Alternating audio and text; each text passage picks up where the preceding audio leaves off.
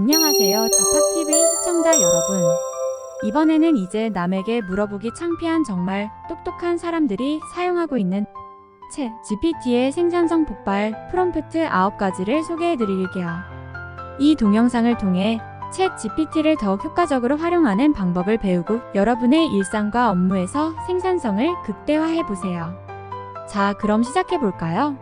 챗 GPT는 정말 뛰어난 AI죠. 하지만 이 AI의 능력을 최대한 활용하기 위해서는 우리가 잘 활용할 수 있는 프롬프트를 잘 설정해야 해요. 프롬프트란 챗 GPT에게 우리가 원하는 정보를 정확하게 얻기 위해 주는 지시문이라고 할 수 있습니다.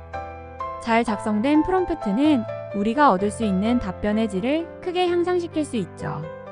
예를 들어 다이어트 방법을 알려주세요 라고 묻는 것보다 30대 직장인이 3개월 동안 5kg를 빼기 위한 구체적인 식단과 운동 계획을 세워주세요 라고 묻는 것이 훨씬 더 유용한 답변을 얻을 수 있어요.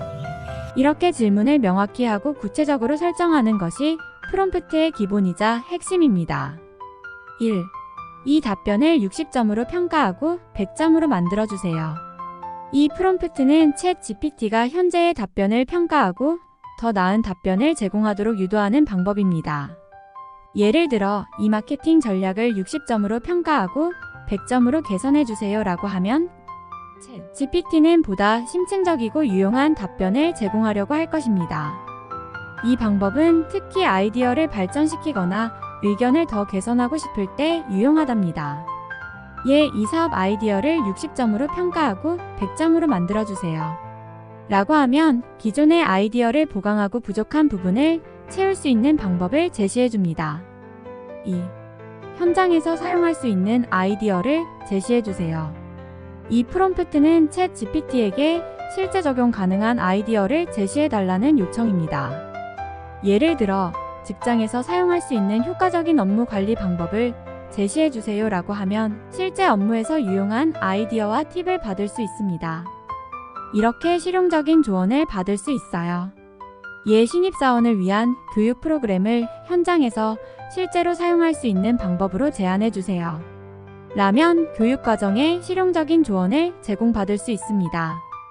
3. A부터 Z까지 단계별 계획을 세워주세요. 이 프롬프트는 특정 프로젝트나 계획의 전 과정을 세부적으로 설정해달라는 요청입니다. 예를 들어 신제품 출시를 위한 단계별 계획을 A부터 Z까지 세워주세요 라고 하면 제품 출시를 위한 세부 계획을 체계적으로 정리해 줄 수 있습니다. 온라인 쇼핑몰을 시작하기 위한 전체 계획을 A부터 Z까지 세워주세요 라고 하면 준비 단계부터 운영 단계까지의 구체적인 계획을 세워줄 수 있습니다. 4. 생각의 과정과 이유를 상세히 설명해 주세요. 이 프롬프트는 챗 GPT에게 논리적인 사고 과정을 상세히 설명해달라는 요청입니다.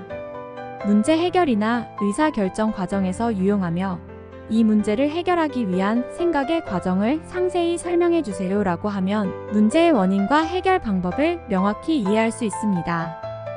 마케팅 전략을 수립할 때 고려해야 할 요소와 그 이유를 단계별로 설명해주세요 라고 하면 전략적 사고 과정과 이유를 깊이 이해할 수 있습니다. 정확한 정보를 제공하지 못할 때는 솔직하게 말씀해주세요. 이 프롬프트는 챗 GPT가 자신의 답변에 자신이 없을 때 솔직히 이야기해달라는 요청입니다. 예를 들어 정확한 정보가 없을 때는 모른다고 말해주세요 라고 하면 챗 GPT는 자신이 모르는 정보에 대해서는 정확히 알려줄 것입니다. 이 주제에 대한 확실한 정보가 없다면 솔직히 말씀해주세요 라고 하면 잘못된 정보를 줄 가능성을 줄일 수 있습니다. 6. 답변이 부족하다고 느낄 때 추가 정보를 요청해주세요. 이 프롬프트는 챗 GPT에게 답변이 부족할 때 추가 정보를 요청해달라고 하는 방법입니다. 예를 들어 답변이 부족할 경우 추가 질문을 통해 필요한 정보를 요청해주세요 라고 하면 더 정확하고 유용한 답변을 받을 수 있습니다. 답변이 모호하거나 부족할 경우 추가 질문을 통해 명확한 정보를 요청해주세요 라고 하면 필요한 정보를 보강할 수 있습니다. 7. 창의적인 아이디어를 제공해주세요. 이 프롬프트는 챗 GPT에게 기존의 틀을 넘어서 창의적이고 혁신적인 아이디어를 제시해 달라는 요청입니다.